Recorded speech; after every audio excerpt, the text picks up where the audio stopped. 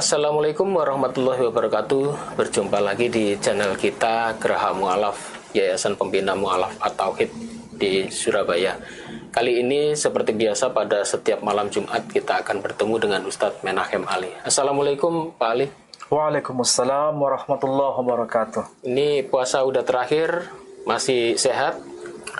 Alhamdulillah, ini puasa. Agak flu kemarin ya? Ya, saya mohon maaf tidak bisa menjumpai para pemirsa pada pekan kemarin karena memang kondisi kesehatan saya kurang prima. Jadi insya Allah pada malam hari ini kita akan mencoba membahas lebih penting lagi temanya.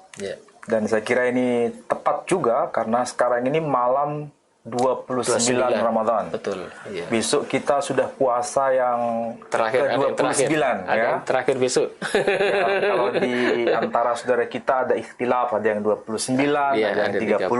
Saya kira itu tidak perlu dibahas, tapi yang penting bagaimana kita memanfaatkan hari terakhir, hari ganjil di 10 hari terakhir bulan Ramadan ini bisa punya nilai besar bagi kehidupan kita dalam beriman kepada Allah Subhanahu wa taala. Amin, amin. Baik, saudara-saudaraku sekalian, seperti diuraikan oleh Ustadz Menahem Ali tadi bahwa di bulan-bulan suci ini di mana dulu turunnya kitab suci Al-Qur'an. Turunnya kitab suci Al-Qur'an itu secara bertahap. Tetapi biasanya turunnya itu pas hari puasa. Dan turunnya itu adalah saat Lailatul Qadar ya. Iya. Insya Allah ya. Bahkan di dalam bulan puasa ini adalah nuzul ya. Al-Quran itu nuzul ya. Al-Quran itu turun, bukan langsung turun satu kitab, tidak, tapi berangsur-angsur. Tetapi insya Allah turunnya itu biasanya di bulan-bulan puasa ya Pak Ali ya. Gini Pak Ali, beberapa hari yang lalu saya mendapatkan notif ya dari teman-teman yang berbeda keyakinan dengan kita. Mereka menuduh bahwa Al-Quran itu banyak versi. Bahkan dia mengatakan ternyata Al-Quranmu itu sudah tidak asli atau bukan sudah tidak asli ya. Mereka tidak otentik dan mereka menuduh bahwa ternyata ada banyak variasi di luar sana. Dan tuduhan semacam ini sebetulnya sudah lama kita dengar, tetapi belum banyak yang menguraikan. Jadi kebetulan ini bulan puasa, kita akan membahas soal Al-Quran ini dengan pakarnya langsung, dengan Bapak Ustadz Menahem Ali. Bagaimana ini Pak Ali? Ya, tema yang tadi diberikan preambul oleh Pak Edi berkaitan dengan Al-Quran dan bulan Ramadan, sekaligus tuduhan atau subhat yang dinarasikan oleh mereka yang tidak mengerti mengenai Al-Quran, perlu memang untuk dijawab pada malam hari ini. Tetapi mungkin kita harus memulai dari hal yang paling mendasar dulu. Begini, ringkasnya. Di dalam Al-Quran itu di surah Al-Baqarah, surah yang kedua, ayat yang ke-185 disebutkan bahwa Allah Subhanahu wa taala mengaitkan antara bulan Ramadan ini dengan apa yang disebut sebagai kitab suci Al-Qur'anul Karim. Di frase bagian awal disebutkan demikian. Syahrul Ramadan alladzi unzila fihi al-Qur'an hudal lin-nasi wa bayyinatin minal huda wal furqan. Di bulan Ramadan ini Allah menurunkan Al-Quran sebagai hudal linnas, petunjuk bagi manusia. Ini yang penting untuk dicermati bahwa Al-Quranul Karim itu tanzil. Tanzil itu bukan berarti ada satu mushaf dalam bentuk buku, Al-Quran dalam bentuk mushaf berupa buku seperti ini turun dari langit kemudian melayang-layang seperti layang-layang menuju ke bumi. Bukan begitu maksudnya. Yang dimaksud tanzil itu adalah bagaimana Allah Subhanahu wa taala menurunkan firman-Nya melalui pewahyuan dan tidak bisa dipahami dalam konteks secara fisik seperti itu. Dan ini tidak hanya berlaku bagi Al-Quranul Karim, tapi juga kitab-kitab sebelumnya. Tanzil itu maknanya demikian. Jadi berupa bacaan, berupa pewahyuan secara verbatim yang diterima oleh Nabi kita Muhammad sallallahu alaihi wasallam dan diterima oleh para nabi sebelumnya. Verbatim, kata demi kata dalam bahasa tentu saja bilisani qaumi. Kalau bahasa Arab berarti itu Al-Qur'an. Kalau bahasa non Arab misalnya kitab Zabur bahasa Ibrani, kitab Taurah bahasa Ibrani, kitab Injil ikhtilaf, ada yang menyebutkan bahasa Suryani, ada yang menyebutkan bahasa Yunani. Nah, dari sini kita mulai memahami bahwa Al-Qur'anul Karim ini sebenarnya wahyu Allah yang diturunkan di bulan istimewa yang disebut Ramadan, terutama di sesuatu yang disebut dengan istilah Lailatul Qadar. Itu sudah menjadi fix pembahasan para ulama sebelum kita, maksudnya generasi salafus saleh. Nah, kemudian yang kedua, Al-Qur'anul Karim itu diturunkan pada abad ke-7 Masehi, ya, abad ke-7 Masehi. Dan Allah Subhanahu wa taala melalui Al-Qur'an bersumpah kepada kita, dalam arti menegaskan kepada kita bahwa Al-Qur'an itu terjamin. Di mana itu? Kita bisa baca di dalam bagian Al-Qur'an yang paling awal saja misalnya. Paling awal. Bismillahirrahmanirrahim. Alif Lam Mim. Dzalikal kitabu la raiba fihi hudal lil muttaqin. Disebutkan dzalikal kitab. Ai bimakna hadzal kitab. Yakni Alkitab ini yang dimaksud Al-Quran, la raiba fi. Di dalamnya tidak ada keraguan. Raib, ai bermakna syakka. Tidak ada keraguan. Ini kalau bahasa anak muda sekarang, anak milenial sekarang, sama dengan istilahnya garansi. Jadi Allah menggaransi bahwa Al-Quran ini tidak ada keraguan di dalamnya. Itu yang bisa menjadi penanda bahwa Al-Quran bukan main-main. Yang kedua, barangkali kita bisa lihat di surah Al-Hijr. Al-Hijr surah 15 ya. Surah 15 ayat yang ke-9. Sudah ketemu? Ya. Disebutkan apa? Inna nahnu nazzalna dzikra wa inna lahu lahafidun. Sesungguhnya kami, yakni Allah Subhanahu wa taala yang menurunkan Al-Qur'an dan sekaligus Allah juga yang menjaganya. Berarti ini juga merupakan garansi. Coba perhatikan ini, frase yang digunakan Quran. Kalau kalimatnya merupakan kalimat garansi, berarti bisa tidak seandainya Al-Qur'an itu diuji? Harus bisa. Harus bisa. Jadi kalau ada garansi dari Allah Subhanahu wa taala, bisa kita mengujinya. Apapun bentuk ujian yang kita lakukan, pasti garansi Allah akan menjadi bukti.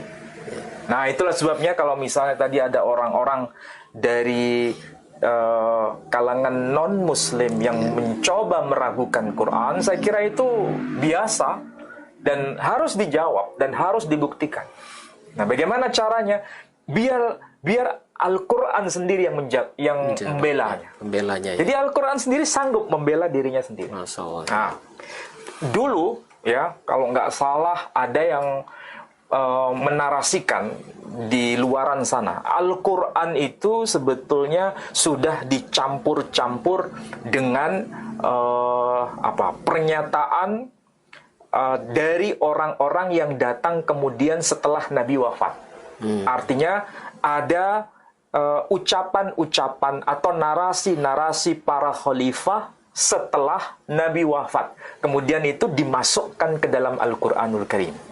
Salah satu contohnya adalah mengenai surah Al-Isra. Surah Al-Isra itu surah yang ke berapa? 17. Ya, ayat yang kedua. Kita mulai dari ayat yang pertama maksudnya ya, ayat yang pertama. Bismillahirrahmanirrahim. Di situ disebutkan, Subhanalladzi asra bi 'abdihi lailam minal masjidil harami ilal masjidil aqsa. Itu frase penting. Maha suci Allah yang telah memperjalankan hambanya di waktu malam dari Masjidil Haram ilal Masjidil Aqsa. Ya, frase itu ada penanda pertama yakni Masjidil Haram, kedua Masjidil Aqsa. Menurut mereka yang mencoba menarasikan Quran bahwa Quran itu tidak asli sebagaimana ketika wahyu diturunkan, memperdebatkan penggunaan istilah Masjidil Aqsa ini. Karena mereka punya pemahaman dan itu basisnya sejarah. Basisnya sejarah. Bahwa kalau merujuk pada data sejarah, Masjidil Aqsa yang kita kenal sekarang, yang ada di Palestina, ya, itu didirikan oleh seorang khalifah dari kalangan Bani Umayyah yang bernama Abdul Malik bin Marwan. Masjidil Aqsa itu. Masjidil Aqsa itu didirikan oleh seorang khalifah yang bernama Abdul Malik bin Marwan yang memerintah tahun 685 sampai 705 Masehi. Ya, berarti kalau dia memerintah pada masa itu, berarti Masjidil Aqsa itu baru eksis pada masa kekhalifahan beliau antara tahun 685 sampai 705 Masehi. Jadi tidak mungkin Masjidil Aqsa itu dibangun sebelumnya, karena baru muncul eksis bangunannya itu pada masa pemerintahan Abdul Malik bin Marwan. Argumentasi mereka. Jadi kalau ada Al-Quran tertulis ayat yang berbunyi minal masjidil harami ilal masjidil aqsa, berarti itu adalah ayat tambahan yang baru muncul setelah masa Khalifah Abdul Malik bin Marwan. Kalau ada pernyataan demikian, apa jawaban kita sebagai seorang muslim? Ya, biasanya tuduhannya seperti itu. Apakah data sejarah yang menyebutkan Abdul Malik bin Marwan itu terakhir memerintah tahun 705 Masehi itu tidak valid? Valid.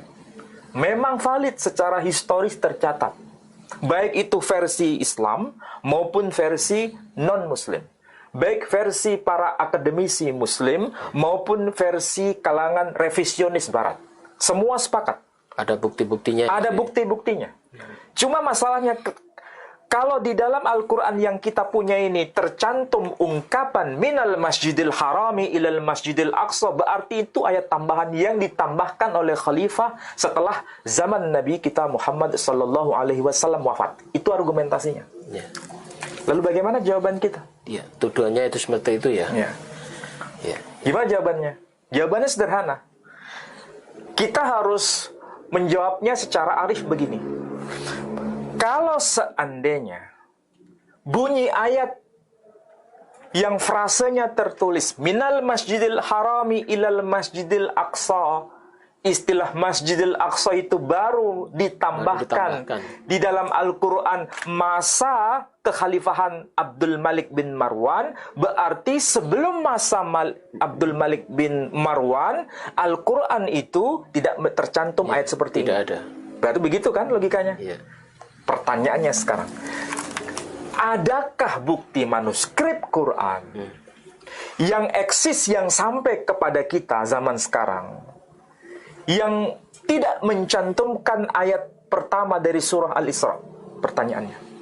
Ya. Apakah ada satu bukti yang bisa menjadi validasi bahwa ayat ini memang tidak pernah ada pada masa sebelum kekhalifahan Abdul Malik bin Marwan? Harus ada data buktinya. Kalau tidak ada, itu hanya merupakan asumsi. Ya kan? Ya. Nah, sekarang saya tunjukkan, Pak. Ini Al-Quranul Karim. Ini Al-Quranul Karim, harganya nggak main-main. Ini harganya jutaan ini. Ya. Memang Ini hampir 10 juta, 6 juta ini. pokoknya ini jutaan. Ya. Ini Al-Mushaf As-Sarif Al-Mansub ila Ali bin Abi Talib. Ya. Jadi ini mushaf Al-Quran yang dinisbatkan kepada Ali bin Abi Talib radhiyallahu an. Dan ini memang ditemukan di San'a. Ya, makanya disebutkan San'a. Ditemukan di San'a. Secara historis memang wilayah dakwah Amirul Mukminin Ali bin Abi Talib radhiyallahu an itu di kawasan Yaman. Fakta tercatat dalam dokumen Islam. Jadi kalau ditemukan di Sana'a, itu bisa divalidasi bahwa itu adalah mushaf.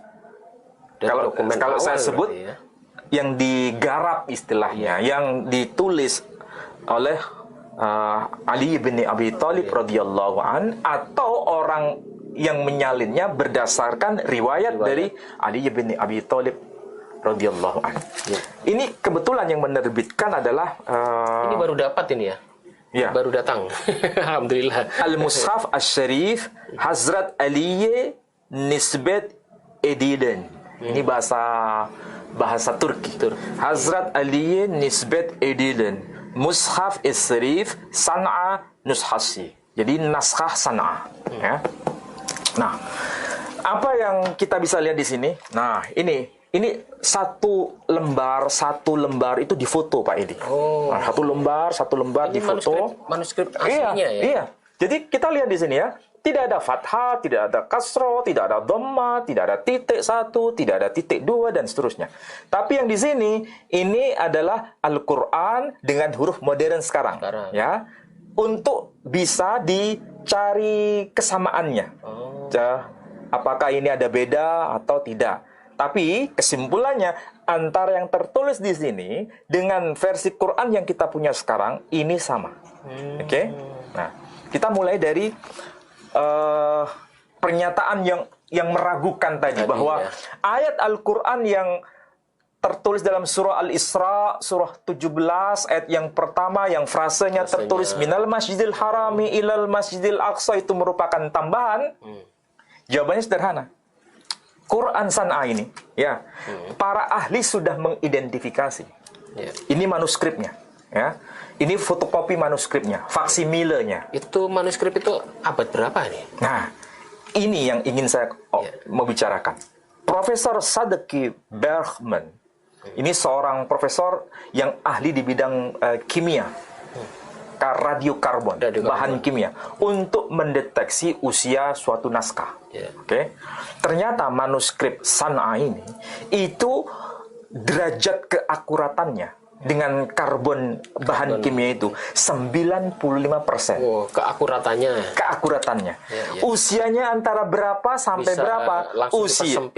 Usianya itu antara tahun 578 sampai 669 Masehi. Catat ya.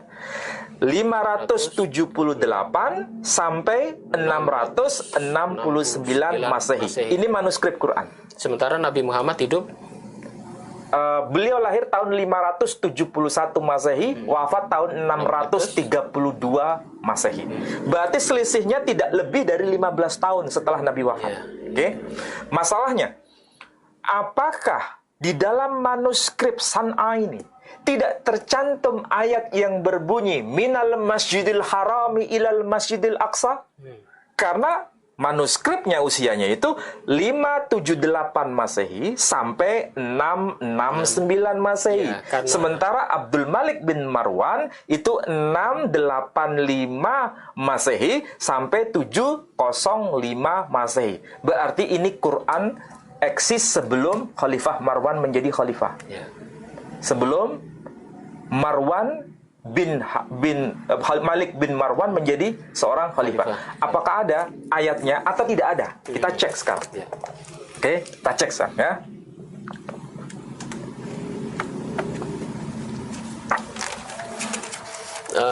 Saudaraku, untuk masalah ini soalnya banyak tuduhan bahwasanya minal masjidil haram ke masjidil aqsa itu dikatakan di zaman Nabi Masjidil Aqsa itu tidak ada.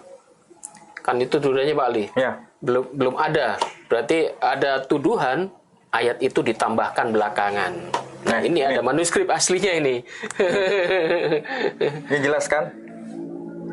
Ini ada istilah yang jelas di sini. Ini. Kurang naik.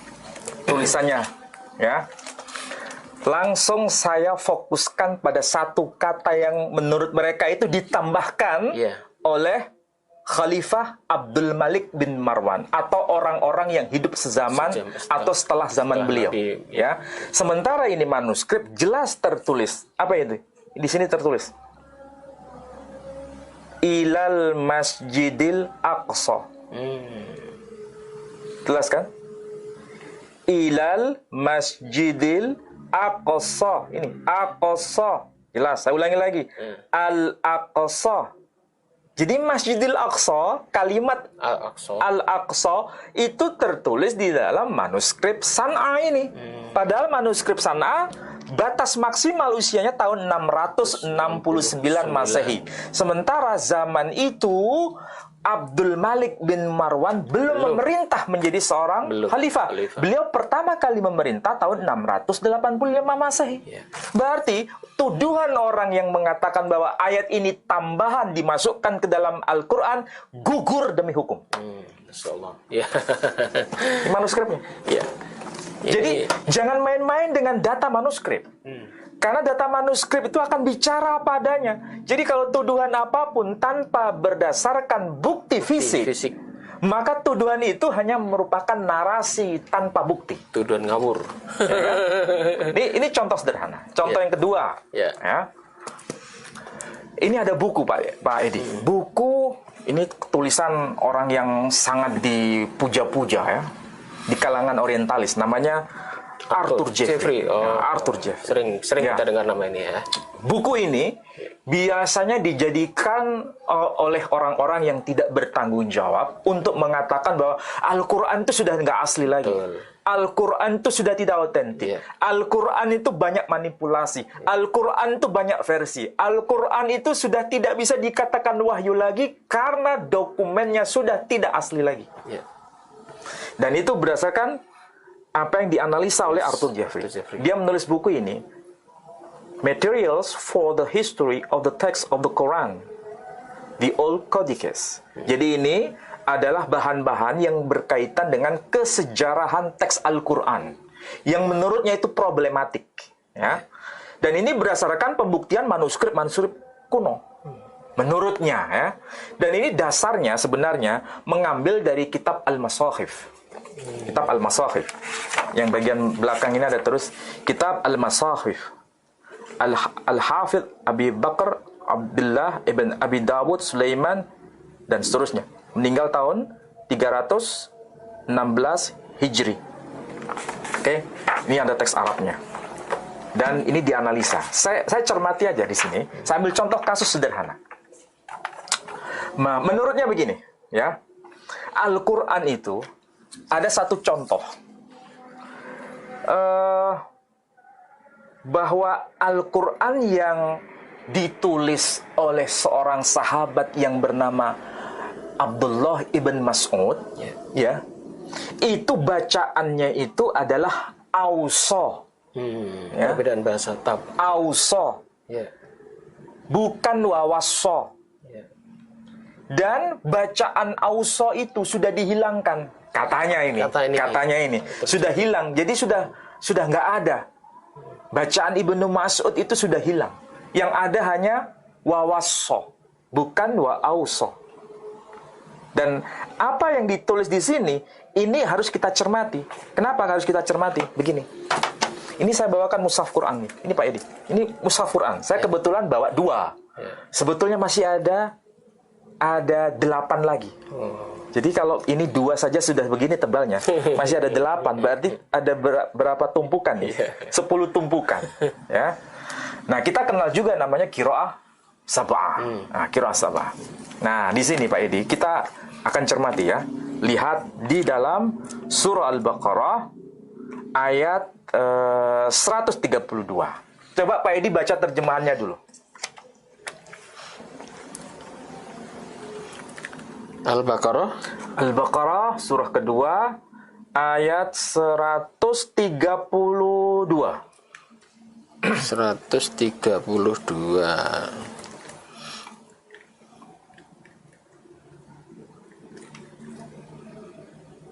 Ya, ketemu? Satu. Al-Baqarah ayat 132. Dan Ibrahim mewasiatkan ucapan itu kepada anak-anaknya. Demikian pula Yakub. Wahai anak-anakku, sesungguhnya Allah telah memilih agama ini untukmu. Maka janganlah kamu mati kecuali dalam keadaan muslim. Ya, itu terjemahannya. Ya. Kita lihat tuduhan ya bahwa Al-Quran itu sudah tidak asli lagi. Salah satu contohnya ada pewahyuan yang diterima oleh Nabi sebagaimana yang diriwayatkan oleh Abdullah ibn Mas'ud, bacaannya wa awsa itu hilang. Nggak dipakai lagi. Yang ada hanya wawassa. Wawassa. Nah, dan argumentasinya di sini. Ini kita lihat, ini Al-Qur'anul Karim. Bacaannya apa? Wa wassa biha Ibrahimu banihi wa Yaqub. Ya baniya innallaha astafa lakumuddin fala tamutunna illa wa antum muslimun. Wa wassa biha Ibrahim, dan Ibrahim telah mewasiatkan tentangnya banihi kepada putra-putranya. Jadi di sini pakai wa wassa. Jadi wa ausa hilang katanya. Betul nggak? Iya. Di sini hilang. Tapi sebenarnya nggak hilang Pak ini. Nggak hilang. Di mana? Ini Quran. Ini Quran. Lihat ya di sini. Ini ada ayat.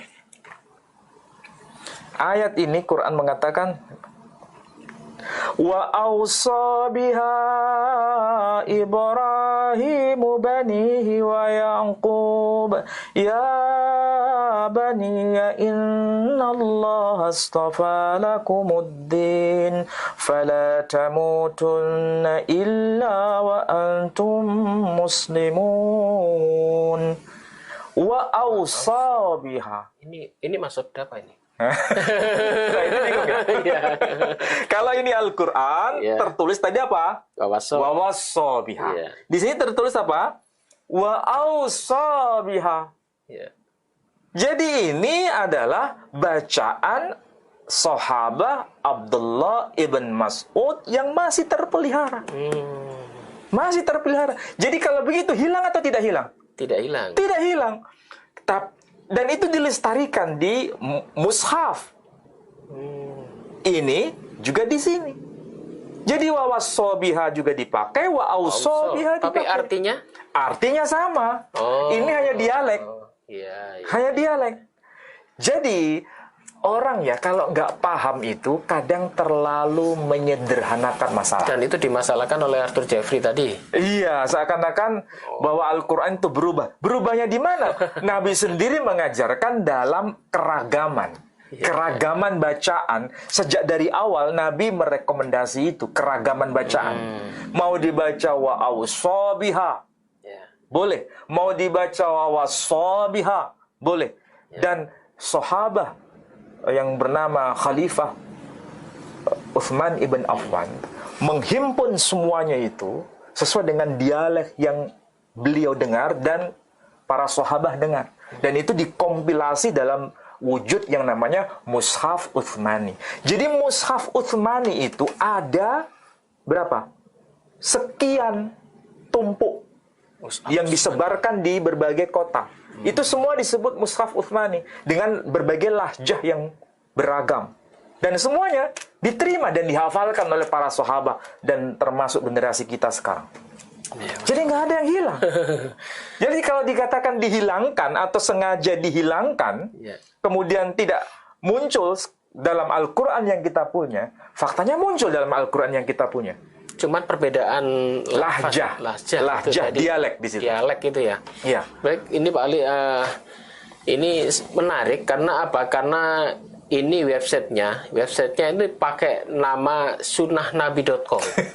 Ya, jadi hati-hati ya untuk kaum pemirsa di sana, jangan seakan-akan karena di sana banyak tulisan Arab, kaligrafi Arab, bahkan namanya mereka memakai nama seperti Islami loh. Sunnahnabi.com, ternyata isinya itu banyak sekali mengkritisi soal Islam, bahkan dia mengatakan bahwa Al-Quran itu ada 45.000 sekian perbedaan pada 26 Al-Quran katanya. Tetapi sabar ya, ini tadi udah satu dibicarakan oleh Ustadz Menahem Ali, nanti kedepannya Pak Ali mungkin akan lebih mendalam lagi. Ini hanya preambul. Ya, preambul saja. Bahwa barang buktinya masih ada. Banyak sekali ditemukan. Barang buktinya masih ada yang katanya sudah dihilangkan atau sengaja dihilangkan, dihapus. Ternyata faktanya di Quran ini ada. Di Quran ini juga ada. Mau yang wa wassabiha Ibrahim ada. Wa ausabiha Ibrahim ada. Kemudian yang di mushaf San'a ini yang katanya ditambahkan oleh orang-orang setelahnya. Karena faktanya ini mereka membagi dua Pak Ali. Jadi ada yang Quran Hafs, kemudian yang dari Wars. Ini Wars. Itu Wars. Ini Hafs. Itu dibandingkan ini. Dia temukan ada sekitar katanya ada 45.000 perbedaan. Nanti kita bahas. Jadi mereka ini membenturkan kita bahwasanya mereka mengatakan kan di dalam Al-Quran sudah dijamin. Tadi ayatnya sudah dibacakan di dalam Al-Hijr ayat 9. Di An-Nahl 44 juga ada, di Al-Waqiah ayat 78 juga ada, dan An-Naml 75 juga ada Pak Ali.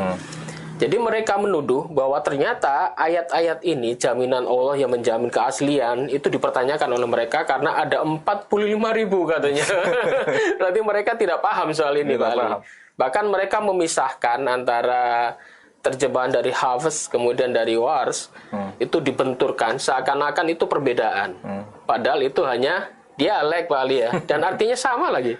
Ya, nanti ada pembahasannya lebih rigid setelah Lebaran, insya Allah ya. Insya Allah setelah Lebaran ya. Karena memang begini, orang yang tidak belajar Al-Quran secara mendalam, kalau ada informasi seperti itu narasinya, seakan-akan Al-Quran ini kok beda dengan yang versi ini, kenapa bisa berbeda, bagaimana itu perbedaannya, contohnya seperti apa, itu blank. Kalau dia tidak paham seperti yang saya jelaskan tadi. Tapi memang begitulah cara orang untuk meragukan Quran ya, karena mereka punya misi untuk meragukan Quran.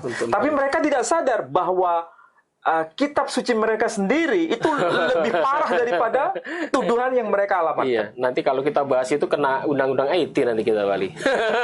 Kita bahas Al-Quran dulu. Yang jelas di luar sana, kitab-kitab di luar Al-Quran pasti lebih banyak lagi, karena Ustadz Menahem Ali sudah meneliti ya.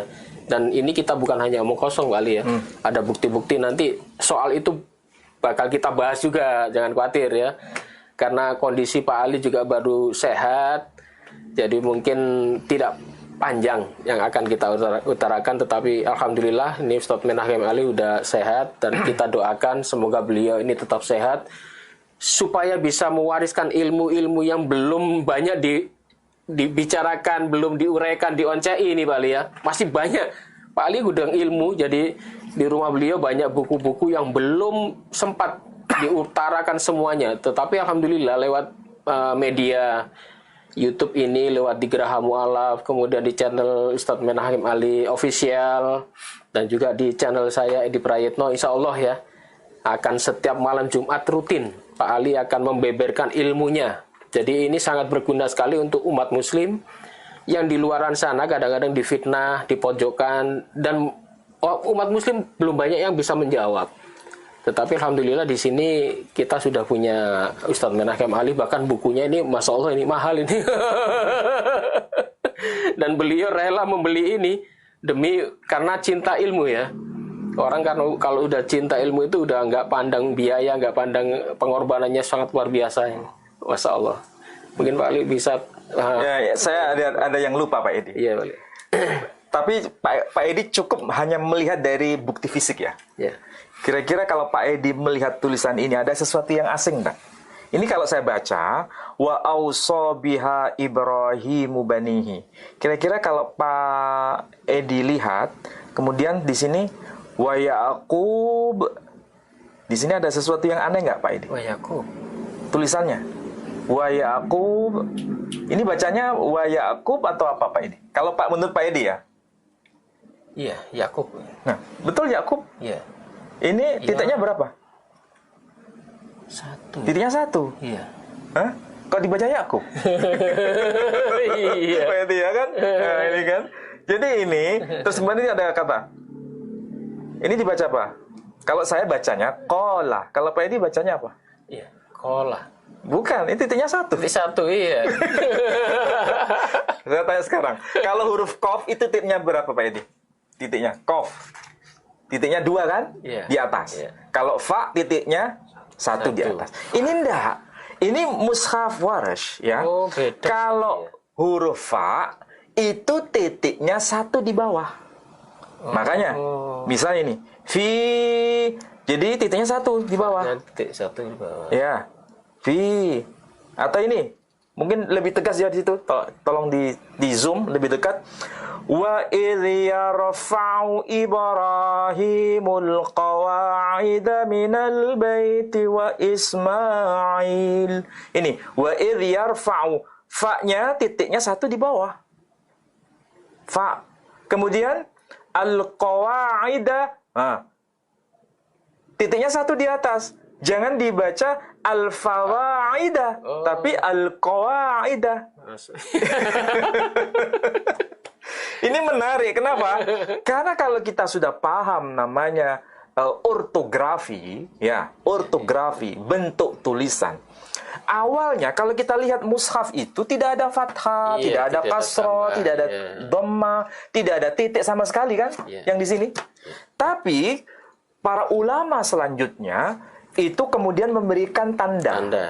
Tapi bacanya tidak berubah. Artinya tidak berubah. Tidak berubah, tapi bentuk tulisannya, ortografi bisa berubah. Makanya di sini huruf fa titiknya 1 di bawah, huruf qaf titiknya 1 di atas. Kalau yang kita biasa umum baca, ini fa titiknya 1 di atas, qaf titiknya 2 di atas. Iya.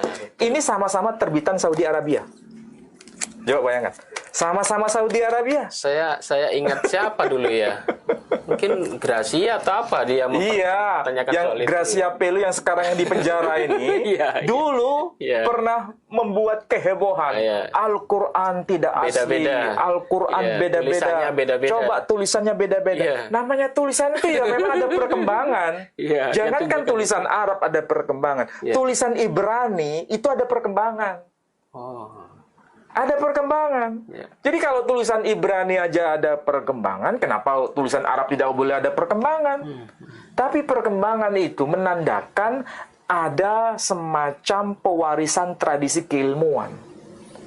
Dan kita bisa lihat bahwa perbedaan cara membentuk ortografinya, bentuk tulisannya, kita kalau diibaratkan bahasa Indonesia ya.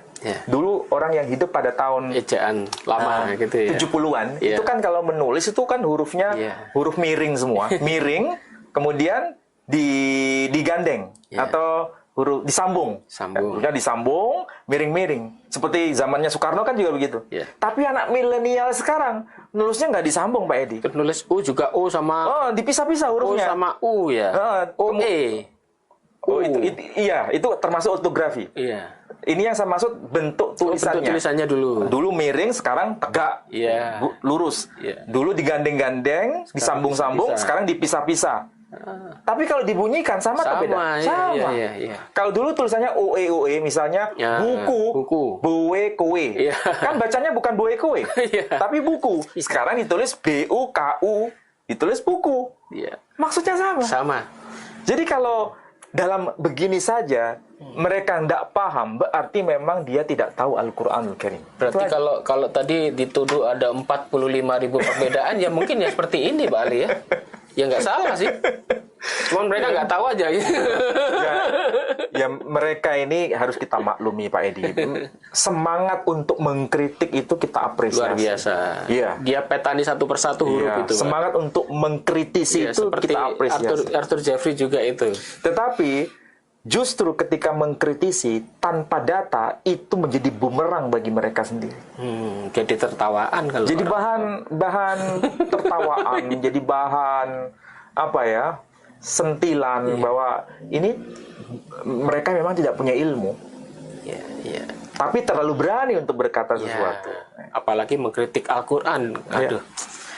Bahkan Bayangkan ya Pak Edi ya, bayangkan. Kita tahu bahwa para penghafal Quran yang dihafal itu bukan yang ini aja. Ya. Wa wassobiha Ibrahim. Tapi yang ini juga dihafal. Dihafal. Wa ausobiha Ibrahim. Coba bayangkan. Semuanya itu bisa dihafal. Bayangkan.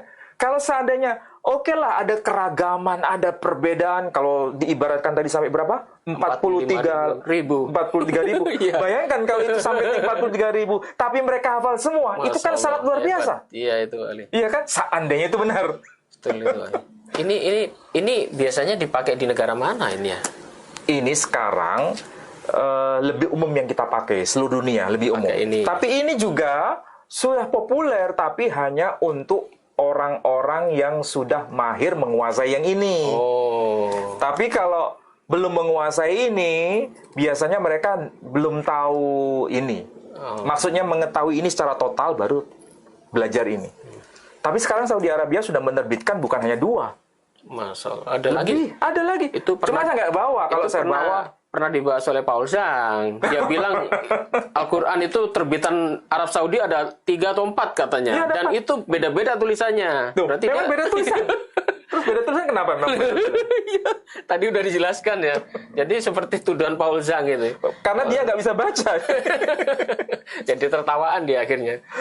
Waktu itu kayaknya hebat dia. Wah hebat ini. Di Al-Quran dia tunjukkan ada 4 Al-Quran versi dengan tulisan berbeda. Bahkan hurufnya tadi dia katakan ada beda-beda. Ada 45.000 perbedaan. Dan ternyata itu bukan hal aneh. Perkembangan tulisan Bali. Iya. Tetapi dan dilestarikan sampai dan sekarang. dilestarikan, tapi intinya tidak merubah makna, tidak merubah bunyi. Jadi itu yang biasanya mengetahui adalah orang-orang ilmu apa itu Bali? Ulumul Quran, belajar ulumul Quran. Itu ya. Jadi supaya pemirsa paham, jadi kesimpulan kali ini adalah ternyata Al-Quran bisa menjawab sendiri, nggak usah kita bela-bela. Yang jelas kita harus menguasai ilmunya dulu Bali. Kalau tidak menguasai ilmunya, sedangkan mereka mengatakan Al-Quran ada perbedaan, ada versi yang lain, bahkan mereka bisa menunjukkan perbedaan tulisan loh. Dia bisa tunjukkan perbedaan antara ini dan ini, tulisannya beda-beda ini. Perbedaan tulisan memang yang satu titiknya di atas, yang satu yang di bawah. Iya, dan itu dipermasalahkan ini. Dan ternyata itu memang perkembangan dari tulisan. Jadi mereka tidak paham aja Bali. Jadi dari uraian ini, semoga ini preambul ini bisa membuka wacana ya. Sebelum kita masuk ke dalam yang lebih dalam detail lagi, lebih kita oncai satu persatu. Ini soalnya banyak ini tudahnya Bali. Antara kul dan khola. Nah, seperti itu ya, seperti nanti kita bahas kita bahas ya. Panjang banyak ini disebutkan satu persatu, tetapi yang jelas kita wajib berhati-hati terhadap website-website yang mengatasnamakan memakai nama-nama sunnahnabi.com, kemudian Isa apa itu? Isa dan Islam. Isa dan Islam. Padahal itu adalah website-website dari non-Muslim. Dan itu tujuannya memang menghancurkan Islam. Kita wajib berhati-hati. Jadi demikian saudaraku, kita ingatkan sekali lagi bahwa Geraha Mu'alaf ini punya program pembangunan pondok pesantren di Jombang yang saat ini alhamdulillah kita ucapkan banyak terima kasih Pak Ali. Para donatur setelah kita beritahukan, ini banyak donatur yang sudah memberikan sumbangan. Karena waktu itu kita ke sana dan pembangunan sempat mandek 8 bulan. Dan alhamdulillah ini donatur sudah mulai masuk, dan insya Allah setelah Lebaran ini kita akan mulai pembangunan Wali. Jadi kita akan belikan besi, paling tidak atapnya sudah terpasang, bawahnya udah ada keramik, bisa dipakai untuk sholat Jumat. Sholat Jumat terutama. Jadi untuk saudara-saudaraku sekalian yang ingin mewakafkan hartanya, karena tanahnya juga belum lunas, kita masih mengangsur, sekalian membangun masjidnya dulu, kemudian baru membangun pondok pesantrennya, bisa dikirimkan ke nomor rekening YPM atau KIT Jawa Timur di Bank Syariah Indonesia di nomor rekening 111889971 atas nama YPM atau KIT Jawa Timur. Dan sekali lagi saya ucapkan kepada saudara-saudaraku yang sudah mengirimkan donasinya kepada kami. Kami tidak bisa menyebut nama-nama satu persatu. Insya Allah semoga amal perbuatan bapak-bapak dan ibu-ibu sekalian dibalas oleh Allah Subhanahu Wa Taala. Mungkin Pak Ali ada penutup, silakan Pak Ali. Ya, saya kira memahami Al-Quran itu perlu perangkat keilmuan yang tidak mudah. Tapi yang penting, saya sudah hadirkan bukti-bukti fisik, orang bisa menvalidasi apa betul tuduhan-tuduhan itu, atau justru tuduhan itu hanya sekedar fitnahan yang perlu diklarifikasi. Dan semoga para pemirsa sudah bisa melihat data-data yang saya sampaikan itu dengan sejelas-jelasnya. Insyaallah. Baik. Demikian saudara-saudaraku, sebentar lagi kita memasuki bulan Hari Raya Idul Fitri. Untuk rekan-rekan semua yang mudik, kita doakan selamat Pak Ali sampai tujuan dan tidak ada halangan di jalan ya. Dan untuk yang merayakan, kami ucapkan selamat Hari Raya Idul Fitri dan mohon maaf lahir batin Pak Ali. Mohon maaf. Jadi kalau kita, saya dan Pak Ali mempunyai kesalahan dalam pengucapan, kami berdua memohon maaf sebesar-besarnya. Demikian, wabillahi taufiq wal hidayah. Wassalamualaikum warahmatullahi wabarakatuh. Waalaikumsalam warahmatullahi wabarakatuh. Ya.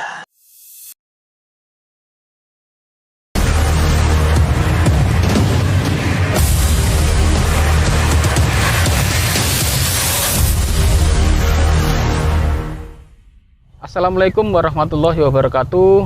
Saudara-saudaraku sekalian, saat ini saya berada di lokasi pembangunan pondok pesantren Yayasan Pembina Mu'alaf At-Tauhid Jawa Timur ya. Lokasinya ada di Desa Wonosalam, Jombang, Jawa Timur. Lokasi ini akan kita bangun sebuah pondok pesantren Islam Center ya, terutama untuk pembinaan mu'alaf dan juga pondok yang pondok modern, terutama tentang ilmu-ilmu kristologi dan sejenisnya ya. Di belakang kita ini sudah ada sebuah masjid yang sudah kita bangun. Kebetulan ini ada pengurus dari Yayasan Pembina Mu'alaf At-Tauhid. Assalamualaikum warahmatullahi wabarakatuh. Waalaikumsalam warahmatullahi wabarakatuh. Ini adalah Bapak Menahem Ali, beliau pengurus pusat dari Yayasan Pembina Mu'alaf.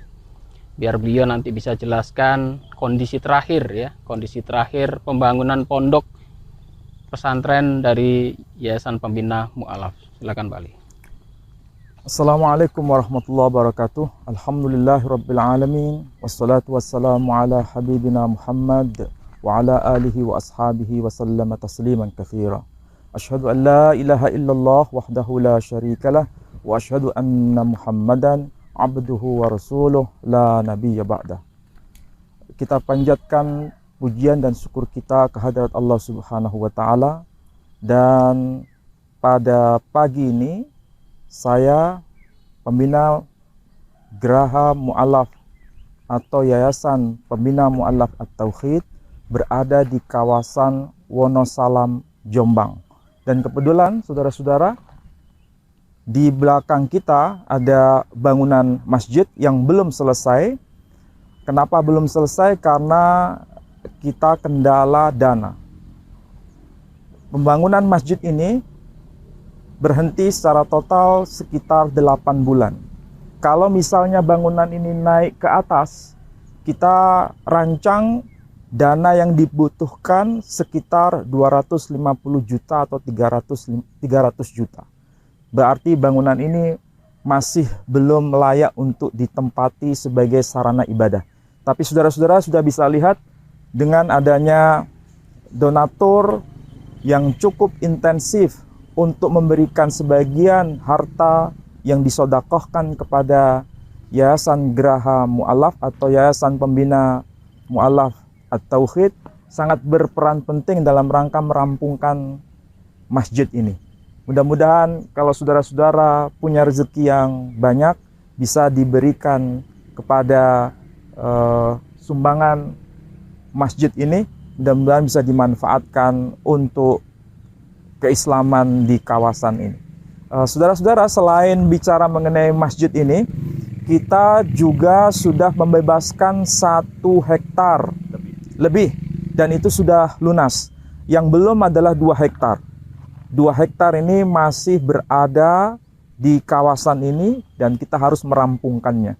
Jadi saudara-saudara, kami meminta dan memohon kepada saudara-saudara yang punya kelebihan harta untuk bisa memberikan kepercayaan kepada kami dalam mengelola harta saudara-saudara yang diinfakkan di jalan Allah Subhanahu wa Ta'ala, supaya bisa membebaskan tanah ini secara keseluruhan, 2 hektar yang belum selesai, dan pembangunan masjid ini yang kira-kira butuh dana sekitar 300 jutaan sampai rampung.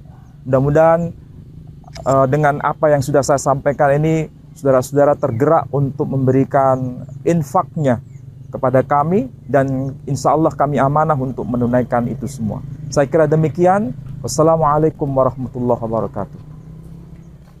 Demikian saudara-saudaraku sekalian, jika ada yang mau menginfakkan sodakohnya bisa dikirim ke rekening Bank Syariah Indonesia Jawa Timur di nomor rekening 111888991. Saya ulangi ya, 111888991 atas nama Yayasan Pembina Mu'alaf At-Tauhid Jawa Timur.